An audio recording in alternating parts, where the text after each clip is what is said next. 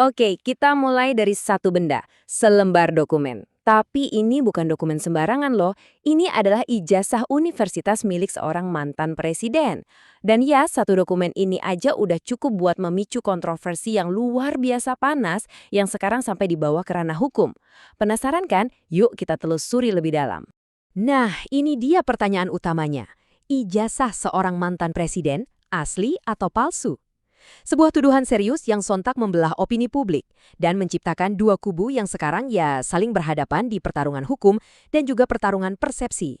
Di satu sudut kita punya pihak penuduh. Mereka ini yakin banget sampai bilang ijazah itu 99,9% palsu, katanya sih berdasarkan analisis ilmiah mereka.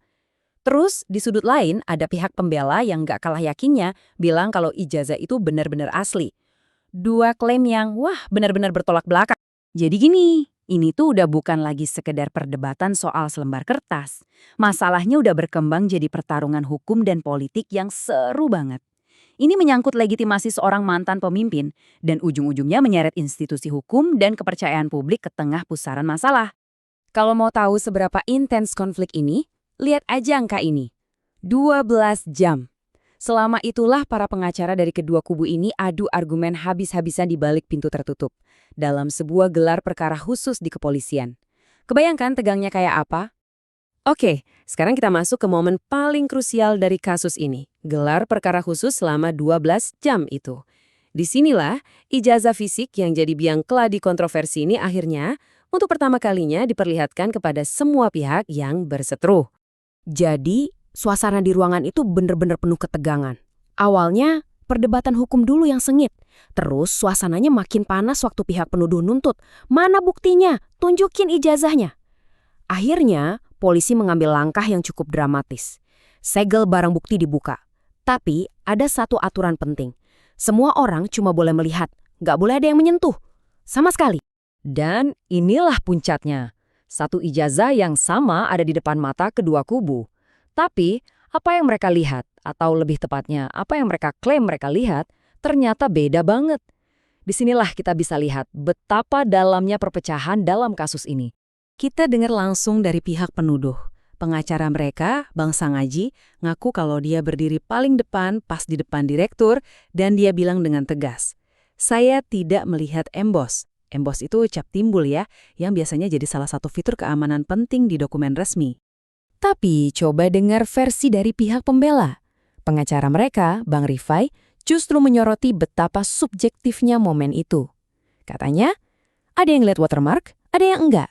Objeknya sama, hasilnya beda. Ini menarik. Dia seolah-olah bilang, gimana bisa lihat barang yang sama tapi kesimpulannya beda? Nah, tabel ini merangkum inti masalahnya. Soal embos dan watermark, satu pihak bilang nggak ada, pihak lain bilang ada. Bahkan foto di ijazahnya pun jadi perdebatan. Pihak penuduh bilang fotonya kelihatan terlalu baru untuk dokumen yang umurnya udah puluhan tahun. Ini benar-benar nunjukin gimana dua kelompok orang bisa lihat barang yang sama persis, tapi pulang dengan dua realitas yang berbeda di kepala mereka. Nah, setelah perdebatan soal apa yang dilihat ini nggak nemu titik terang, konfliknya berlanjut ke babak berikutnya. Sekarang, pihak penuduh menuntut hak untuk melakukan uji forensik pembanding. Mereka mau laboratorium independen yang ngetes ijazah itu untuk membuktikan klaim mereka. Jadi, apa sih sebenarnya uji forensik pembanding itu? Gampangnya gini, ini adalah prosedur di mana sebuah dokumen yang keasliannya diragukan akan dibandingkan langsung dengan dokumen-dokumen asli yang sudah terverifikasi dari sumber dan periode waktu yang sama. Jadi ijazah ini mau dibandingin sama ijazah-ijazah lain dari universitas yang sama yang keluar di tahun yang sama juga. Biar argumen mereka lebih gampang dipahami, pihak penuduh pakai analogi yang cerdas banget. Anda tahu kan cara cek uang asli dari Bank Indonesia? Dilihat, diraba, dan diterawang. Nah, mereka bilang, di gelar perkara itu, mereka cuma dikasih kesempatan buat melihat doang. Mereka nuntut hak untuk meraba, buat ngerasain tekstur embosnya, dan juga menerawang, buat ngecek jenis kertas sama watermarknya di bawah cahaya. Tentu aja, permintaan ini langsung memicu perdebatan hukum yang rumit. Pihak penuduh bersandar pada pasal 65 KUHP, yang intinya ngasih hak buat tersangka untuk menghadirkan ahli yang bisa menguntungkan mereka. Tapi pihak pembela menolak. Mereka bilang prosedur pidana nggak mengenal istilah pemeriksaan barang bukti oleh pihak ketiga di luar penyidik. Kalau mau, ya nanti, di pengadilan, biar hakim yang mutusin. Oke, coba kita mundur sedikit dan lihat gambaran besarnya. Kasus ini kan udah lebih dari sekedar detail teknis hukum. Ini udah menyentuh sesuatu yang lebih fundamental, yaitu soal kepercayaan. Pertanyaannya jadi, apakah putusan pengadilan nanti benar-benar bisa menyelesaikan perselisihan yang udah terlanjur jadi soal keyakinan ini? Ada seorang analis politik yang menyimpulkannya dengan sangat baik. Dia bilang, isu ini udah bergeser dari ranah hukum ke ranah kepercayaan. Artinya apa? Artinya, apapun nanti putusan pengadilan, para pendukung fanatik dari masing-masing pihak kemungkinan besar nggak akan goyah dari keyakinan mereka. Putusan hukum mungkin ada, tapi belum tentu bisa mendamaikan hati. Jadi, sekarang gimana kelanjutannya? Kasus ini secara resmi terus berjalan dan akan masuk ke persidangan. Nah, di sanalah pertarungan hukum yang sesungguhnya akan terjadi, di mana semua argumen dan bukti akan diuji habis-habisan di depan hakim.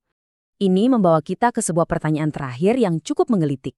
Ketika bukti hukum berbenturan dengan keyakinan yang sudah mendarah daging, siapa atau apa yang sebenarnya jadi pemenang? Jawabannya mungkin nggak sesederhana ketukan palu hakim. Pemenang sesungguhnya mungkin adalah persepsi publik yang akan terus hidup jauh setelah kasus ini resmi ditutup.